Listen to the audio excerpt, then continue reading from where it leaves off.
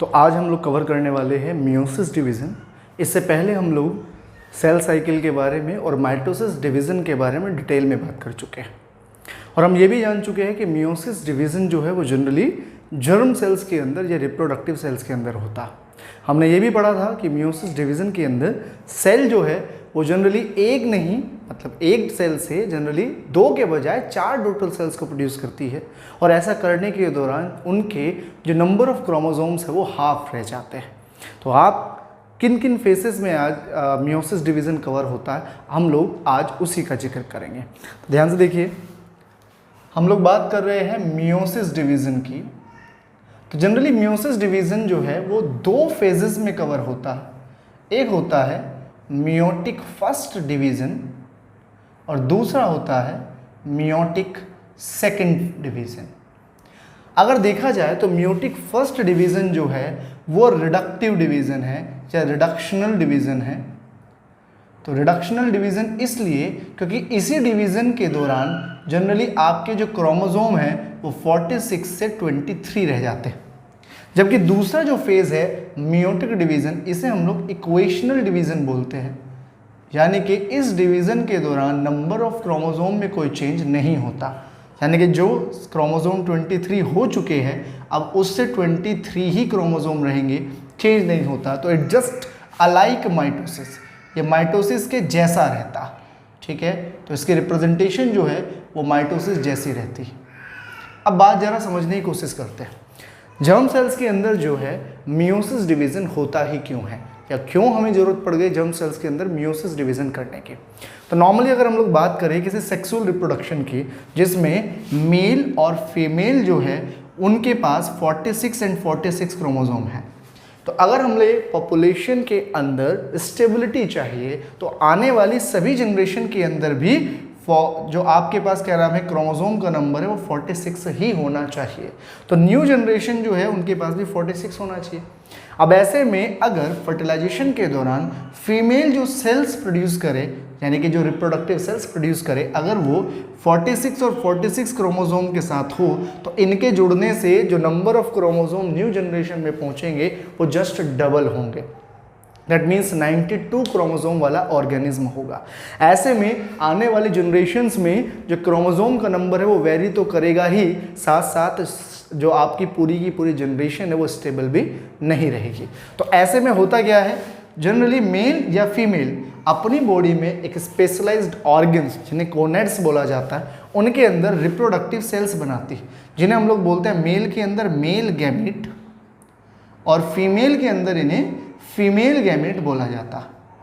अब ये जो मेल और फीमेल गैमेट है इनके अंदर हम मियोसिस डिवीज़न को अक्कर करते हैं जिनसे नंबर ऑफ क्रोमोसोम जस्ट आधे रह जाते हैं और ये हाफ ऑफ क्रोमोसोम जब वापस आपस में कंबाइन करते हैं तो फिर से न्यू जनरेशन के अंदर क्रोमोसोम का नंबर 46 हो जाता। तो यहाँ पर हम लोग क्या कर रहे हैं, नंबर ऑफ क्रोमोसोम को जस्ट हाफ कर रहे हैं ताकि पॉपुलेशन के अंदर नंबर ऑफ क्रोमोसोम जो है वो सिमिलर चलते रहे और हमारी जनरेशन जो है वो स्टेबलाइज रहे। बात समझ में आती है। अब बात करते हैं कि मियोटिक 1 और मियोटिक सेकंड डिवीज़न होता कैसे है। ध्यान से समझिए, अगर हम लोग बात करें मियोटिक फर्स्ट डिवीज़न की या मियोटिक सेकंड डिवीज़न की तो नॉर्मली जैसे माइटोसिस में हम लोग 4 फेज कवर कर रहे थे, प्रोफेज, मेटाफेज, एनाफेज और टेलोफेज। यहाँ भी वही 4 फेजेस है लेकिन जस्ट 2 बार वो रिपीट कर रही है। जैसे अगर मैं बात करूँ मियोसिस में तो यहाँ पर प्रोफेज फर्स्ट, इसके बाद metaphase first, then anaphase first और इसके बाद टीलोफेज फर्स्ट फेज पहले प्रोड्यूस होती है। तो यानी कि वही चारों फेज जो माइटोसिस में चल रही थी वही चारों फेज पहले मियोटिक फर्स्ट डिवीज़न में पूरी होती है और उसके बाद मियोटिक सेकंड डिवीज़न चलता है जिसमें दोबारा से ये prophase second, metaphase second, anaphase second और टीलोफेज सेकंड दोबारा से रन करता है। ध्यान रखिएगा, जब मियोटिक फर्स्ट डिवीज़न होता है तो इन 4 फेज के दौरान टीलो फेज में जाते जाते आपकी जो सेल है, ठीक है, वो एक सेल से 2 सेल में कन्वर्ट हो चुकी होती है और जो आपके पास पेरेंट सेल 46 क्रोमोसोम के साथ थी, ये उनमें 23 और 23 यानी कि हाफ क्रोमोसोम में कन्वर्ट कर चुका होता। इसीलिए इस तरह के डिवीजन को हमने रिडक्शनल डिवीजन बोला। जबकि जो ये दोनों के दोनों सेल है फर्दर मियोटिक सेकंड में जाती है, यानी कि ये ए वाली सेल भी मियोटिक सेकंड परफॉर्म करेगी और बी वाली सेल भी मियोटिक सेकंड डिवीजन जो है वो परफॉर्म करती। अब ऐसे में एक जो सेल हमारे पास है, ठीक है, ए वाली, जिसके पास 23 क्रोमोसोम है, वो फर्दर आगे जाकर के 2 डॉटर सेल्स बनाती है और इन दोनों डॉटर सेल्स में नंबर ऑफ क्रोमोसोम 23 है। तो ऐसे में ए सेल जो है उससे 2 डॉटर सेल और जो बी वाली सेल भी further meiotic second division perform करेगी, उससे भी 2 डॉटर सेल्स 23 और 23 वाली डेवलप होगी। ऐसे में मियोटिक सेकंड से 1 से 2 और मियोटिक फर्स्ट में 1 से 2 और मियोटिक सेकंड में फर्दर 2 से 4 सेल्स फाइनली हमें प्रोड्यूस होती है। और ऐसे में फाइनली हमें क्रोमोसोम का नंबर 46 से कितना मिला? 23, 23, 23 एंड 23। अब इसमें ध्यान से समझिएगा, जो आपके पास मियोटिक फर्स्ट डिवीजन में प्रोफेज फर्स्ट है, ये सबसे लंबी फेज में से एक काउंट होता है। क्यों? क्योंकि ये फेज भी जनरली 5 फेजेस में कवर्ड रहता, ठीक है। इन फेजेस को हम लोग लेप्टोटीन, जाइगोटीन, पैचाइटीन, डिप्लोटीन और डाइकिनेसिस नाम देते हैं। नाम दिया L for leptotene, Z for zygotene, P for pachytene, D for diplotene and D for diakinesis. 5 अलग अलग फेज में ये कवर होता। अब जरा बात को समझने की कोशिश करते हैं, मियोसिस डिवीजन अपने आप में इतना इंपॉर्टेंट क्यों है? उसकी वजह है, जैसे में हमने कहा कि जिन भी ऑर्गेनिज्म के अंदर मियोसिस डिवीजन होता है या सेक्सुअल रिप्रोडक्शन होता है, उनसे बनने वाली नई डॉटर सेल्स जो है वो अपने पेरेंट सेल से बहुत सारे कैरेक्टर्स में डिफरेंट होती है। ये जो डिफरेंट कैरेक्टर्स है, इन्हीं को हम लोग वेरिएशंस बोलते हैं और इन्हीं वेरिएशंस की वजह से अलग आने वाली जनरेशन्स में डिफरेंट कैरेक्टर्स प्रोड्यूस होते हैं। एक बहुत लंबे एरा में अगर हम देखें तो यही नए कैरेक्टर्स एक नई स्पीसीज के डेवलपमेंट में हेल्प करते हैं। तो अगर हम लोग कहते हैं कि हमारा इवोल्यूशन मंकी से हुआ है, तो ऐसा होने के लिए एक सबसे बड़ी वजह वेरिएशंस भी है। अलग अलग तरह के वेरिएशंस स्टोर होते होते लाखों सालों के अंदर जाकर के हजारों सालों में एक नई स्पीसीज में कन्वर्ट हो जाते हैं। अगर हम इस पॉइंट को भी अलग कर दे तो हम अपने आप को देख करके भी इस बात को समझ सकते हैं। जैसे हमें हमारे 46 क्रोमोसोम में से 23 मदर से और 23 फादर से मिले। इट मीन्स हमें उन दोनों की एग्जैक्ट कॉपी होना चाहिए। हमारी बॉडी के आधे कैरेक्टर्स हमारे मदर से और आधे कैरेक्टर्स हमारे फादर से मिलने चाहिए, लेकिन मिलते जरूर है, एग्जैक्ट 100% नहीं मिलते। यानी कि हम 100% ना तो अपने फादर जैसे होते, ना 100% अपनी मदर जैसे होते। बहुत सारे कैरेक्टर्स में हम लोग सिमिलर होते हैं, लेकिन बहुत सारे कैरेक्टर्स में हम उनसे अलग होते हैं। अब चाहे वो हमारे फिजिकल अपीयरेंस हो, चाहे वो हमारी मेंटल एबिलिटी हो। तो ये जो नए कैरेक्टर्स आए हैं, ये नए कैरेक्टर्स, ये नए वेरिएशंस मियोसिस डिवीजन की वजह से आते हैं।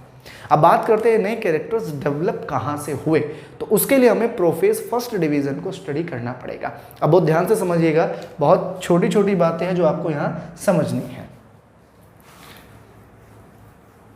तो हम बात करें सबसे पहले मियोटिक फर्स्ट डिवीजन की। तो मियोटिक फर्स्ट डिवीजन में हम बात कर रहे हैं प्रोफेज फर्स्ट की। तो प्रोफेज फर्स्ट डिवीजन में होता क्या है, हमारे पास जो पहले सेल आई, इस पहले सेल के अंदर यानी कि जो इंटरफेज में थी, इस सेल के अंदर अभी यहाँ पर क्रोमेटिन नेटवर्क है। हालांकि ये भी G1, S और G2 फेज से गुजर के आई है। डेफिनेटली इसके अंदर भी ग्रोथ पूरी हो चुकी है, इसके अंदर भी DNA का कंटेंट डबल हो चुका है। अब ये सेल जब प्रोफेज में जाती है, तो मैंने पहले ही कहा प्रोफेज के अंदर हमारे पास 5 फेजेस हैं।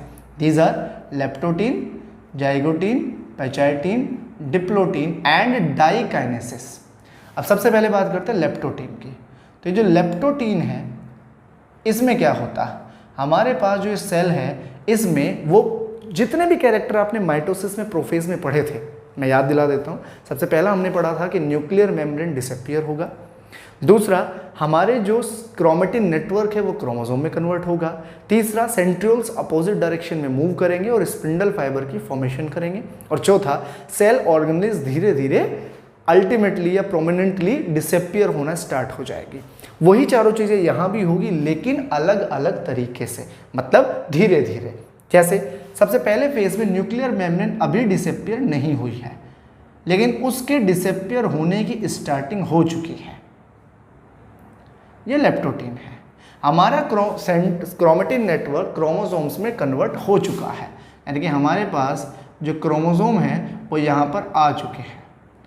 तो पहले फेज में आपने प्रोफेज के कैरेक्टरिस्टिक्स को डेवलप किया, न्यूक्लियर मेम्ब्रेन डिसअपियर होना स्टार्ट हो गई और यहाँ पर क्रोमोसोम से जो है वो क्रोमोसोम जो है वो डेवलप होने स्टार्ट हो गए क्रोमेटिन नेटवर्क से। अब बात करते हैं जाइगोटीन की।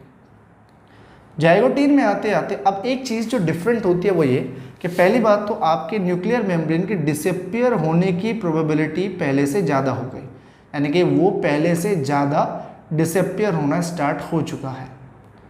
लेकिन दूसरी इंपॉर्टेंट बात जो यहाँ नज़र आती है वो ये कि इस बार हमारे क्रोमोसोम्स जो है, चूँकि हम लोग पहले ही बोल चुके हैं कि हमारे 46 क्रोमोसोम्स में से 23 हमें हमारी मदर से मिले हैं और 23 हमारे फादर से मिले हैं, यानी कि 23 are paternal and 23 are maternal.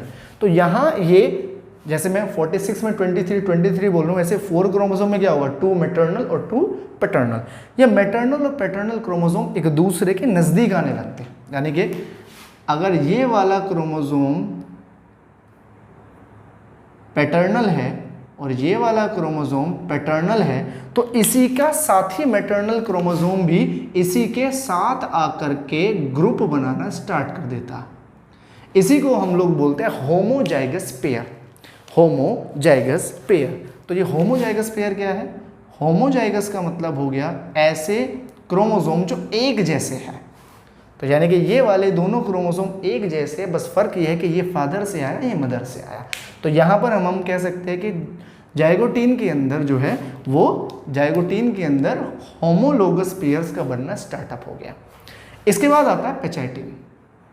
अब पेचाइटिन में क्या होता है? पेचाइटिन में ये हमारे पास जो क्रोमोसोम है, न्यूक्लियर मेम्ब्रेन अब और ज़्यादा डिसअपियर होना स्टार्ट हो चुकी है, ठीक है। लेकिन एक अलग बात जो यहाँ पर होती है वो ये कि हमारे पास जो ये क्रोमोसोम्स है वो अपनी क्रोमेटिड को, यानी कि अपने जो एक आर्म है उस एक आर्म को अपने मैटरनल क्रोमोसोम के साथ एक्सचेंज करना स्टार्ट कर देते हैं, and get just like this, ठीक है। इसी को हम लोग बोलते हैं, इस प्रोसेस को हम लोग बोलते हैं क्रॉसिंग ओवर। क्रॉसिंग ओवर का मतलब हो गया कि यहाँ कैरेक्टर्स जो है वो एक दूसरे के साथ मिक्स होना स्टार्ट हो जाते हैं। इसे आप बिल्कुल इस तरीके से समझिए कि अगर मैं दो अलग अलग कॉम्पोजिशन की चीज़ों को आपस में मिला दूं तो ऐसा करने के साथ क्या होता है, दोनों के कैरेक्टरिस्टिक्स एक दूसरे से स्पॉइल अप कर जाते हैं। मान के चलिए कि मैं चाय लेता हूँ एक कप में, हमें पता है चाय की कैरेक्टरिस्टिक्स क्या है, चाय का टेस्ट क्या है, और हमें पता है पानी का टेस्ट क्या है। लेकिन अगर मैं इन दोनों चीज़ों को मिला दूं तो ना वो चाय का टेस्ट बचेगा ना वो पानी का टेस्ट बचेगा, लेकिन ये कुछ डिफरेंट होगा। सेम सिचुएशन यहाँ है, जब हम लोग क्रोमोसोम्स को क्रॉसिंग ओवर करते हैं, जीन्स को एक दूसरे के साथ ट्रांसफ़र करते हैं, तो नई पोजीशन के साथ जीन्स के कैरेक्टर्स में भी डिफ्रेंशिएशन आता है और इसी डिफ्रेंशिएशन की वजह से वेरिएशंस डेवलप होते हैं। एज एग्जांपल अगर हम बात करें तो अगली जो स्ट्रक्चर है डिप्लोटीन। डिप्लोटीन की कंडीशन में क्या होता है, यहाँ पर आपके पास न्यूक्लियर मेम्ब्रेन ऑलमोस्ट डिसअपियर हो चुकी है, ठीक है, ऑलमोस्ट हो चुकी है, और आपके जो क्रोमोसोम्स है यानी कि क्रॉसिंग ओवर करने वाले ये भी ऑलमोस्ट अलग होने को है, ठीक है। लेकिन अलग होने के दौरान ध्यान रखिएगा यहाँ पे एक्स जैसे स्ट्रक्चर डेवलप हो जाती है, यानी कि एक्स जैसी ये स्ट्रक्चर डेवलप हो जाते हैं इस तरीके से। ये जो एक्स जैसे स्ट्रक्चर है इसी को हम लोग बोलते हैं चियास्मा, यानी कि बिल्कुल इस तरीके से जैसे दो चीज़ें आपस में क्रॉसओवर खींची जाए तो एक्स जैसे स्ट्रक्चर में आ जाएगी, कुछ ऐसे स्ट्रक्चर यहाँ जाते हैं चियास्मा। ये इस बात को इंडिकेट करता है कि क्रोमोसोम्स में आपस में एक्सचेंज करने के बाद एक दूसरे से ये अलग हो रहे हैं, और फाइनली जो है वो है डायकाइनेसिस। और डायकाइनेसिस के स्ट्रक्चर में या डायकाइनेसिस की स्टेप में क्या होता है कि हमारे पास जो क्रोमोसोम्स है उसमें न्यूक्लियर मेम्ब्रेन पूरी तरह से डिसअपियर हो जाती है, और साथ साथ जो ये आपके पैटर्नल और मैटरनल क्रोमोसोम्स है ये भी एक दूसरे से अलग हो जाता है।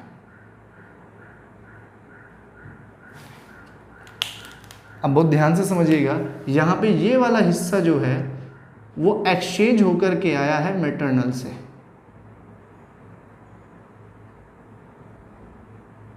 इसी तरीके से यहाँ जो ये वाला हिस्सा है ये भी इसी तरीके से एक्सचेंज होकर के डेवलप हुआ है। तो ये जो नया हिस्सा यहाँ पर आ गया, जैसे रेड वाले में आपको ब्लू वाला दिखाई दे रहा है, ब्लू वाले के अंदर रेड वाला दिखाई दे रहा है, ये नए कैरेक्टर्स हैं। और ये नए कैरेक्टर्स फादर और मदर के कैरेक्टर से बिल्कुल डिफ्रेंशिएटेड है।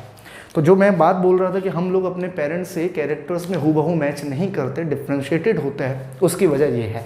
तो क्रॉसिंग ओवर होने की वजह से मियोसिस के फर्स्ट प्रोफेज डिवीजन में नए कैरेक्टर्स या वेरिएशंस डेवलप होते हैं। इसीलिए जनरली सेक्सुअल रिप्रोडक्शन के दौरान या मियोसिस की वजह से नए नए कैरेक्टर्स और नए नए स्पीसीज के डेवलपमेंट जो है वो पॉसिबल हो पाता है। आई होप आप समझ गए होंगे। अब बात करते हैं आगे। प्रोफेज फर्स्ट होने के बाद अब मेटाफेज फर्स्ट की जब बारी आती है तो यहाँ भी एक बहुत बड़ा चेंज होता है।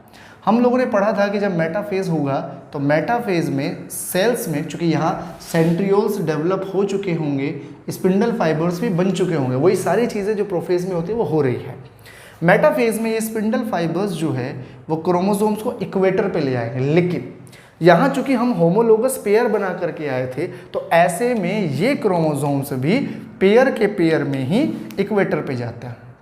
यानी कि पहले जो थे क्रोमोसोम, चारों के चारों क्रोमोसोम इक्वेटर पे आ जाते थे। यहाँ इक्वेटर पे तो वो जरूर आए हैं, लेकिन इक्वेटर पे आए हैं वो भी पेयर के साथ। अब ऐसे में स्पिंडल फाइबर सिर्फ दो दो क्रोमोसोम को एक दूसरे के साथ अटैच कर पाएंगे। इसके बाद जब एनाफेज फर्स्ट की बारी आएगी और वो स्पिंडल फाइबर इन क्रोमेटिड्स को या क्रोमोसोम्स को खींचेगा, तो ऐसा करने से एक अलग बात होगी, वो ये कि यहाँ पर आपके पूरा का पूरा क्रोमोसोम ही खींच करके एक पोल पे चला जाएगा। यानी कि पहले मेटाफेज में क्या होता था, इस क्रोमोसोम का आधा आधा हिस्सा दोनों पोल्स पे पहुंचता था। इस बार दोनों के दोनों पूरे के पूरे क्रोमोसोम अपोजिट पोल पे पहुंचे, और ऐसा करने से टीलोफेज फर्स्ट में जाते जाते दोनों में न्यूक्लियर मेम्ब्रेन्स जो है वापस से रीअपियर कर जाएगी। लेकिन इस बार क्रोमोसोम का जो नंबर है वो आपको कैसा देखने को मिलेगा भाई, हाफ देखने को मिलेगा। क्योंकि ध्यान से देखिए, शुरुआत में मेरे पास क्रोमोसोम का नंबर कितना था, 4। अब मेरे पास क्रोमोसोम का नंबर कितना है, 2। अब ये जो आपके पास दो नई सेल्स में डेवलप होगा टेलोफेज में साइटोकाइनेसिस के बाद, इन दोनों के अंदर क्रोमोसोम का जो कंटेंट है वो तो डबल है, लेकिन क्रोमोसोम का नंबर जो है वो आधा है। अब ये दोनों सेल्स फर्दर डिवाइड करेगी मियोटिक सेकेंड डिवीजन की तरह, और ये मियोटिक सेकेंड डिवीजन बिल्कुल एग्जैक्टली सिमिलर होता है माइटोसिस डिवीजन की तरह। तो चेकआउट करते हैं अब क्या होगा, ध्यान से देखिएगा।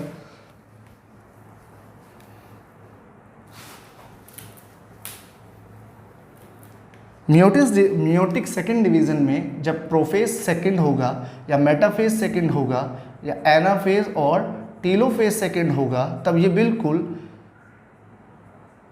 हमारे मेटाफेज की तरह चलेगा। कैसे, जैसे ध्यान से देखिए, मियोटिक फर्स्ट होने के बाद जो हमारे पास सेल्स डेवलप हुई थी, उस सेल के अंदर जो क्रोमोसोम था वो जस्ट आधा हो चुका था।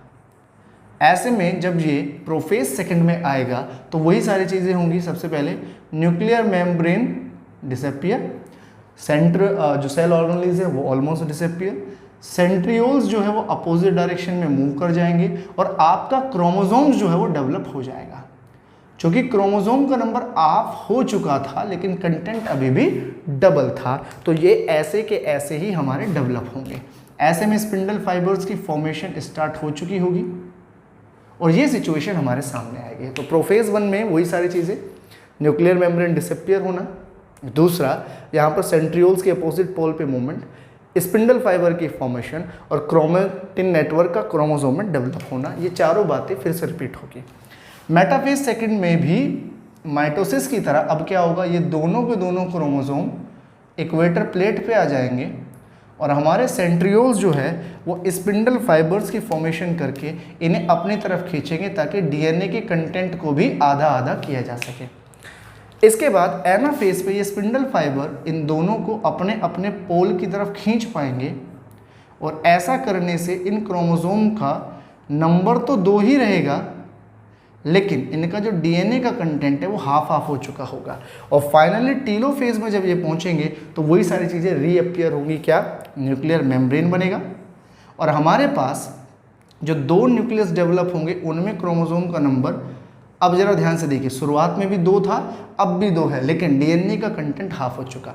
और जब ये डिवाइड करके 2 नई सेल्स में डेवलप होंगे तो इन दोनों नई सेल्स में ये क्रोमेटिन नेटवर्क में कन्वर्ट हो चुके होंगे, but they have the half of chromosome number. तो मियोसिस डिवीजन में अगर देखा जाए तो क्रोमोसोम का नंबर आधा हुआ एक सेल से, यानी कि इस एक सेल से 2 बनी, तो जो दूसरी मियोटिक फर्स्ट में बनी थी उससे भी 2 बनेगी, तो टोटल 4 टोटल सेल बनेगी। क्रोमोसोम आधे रह जाएंगे और सबसे बड़ी बात है नए कैरेक्टर्स या वेरिएशंस जो है वो यहाँ डेवलप करेंगे। तो मियोटिक सेकंड आई होप आप समझ गए होंगे। Thank you so much.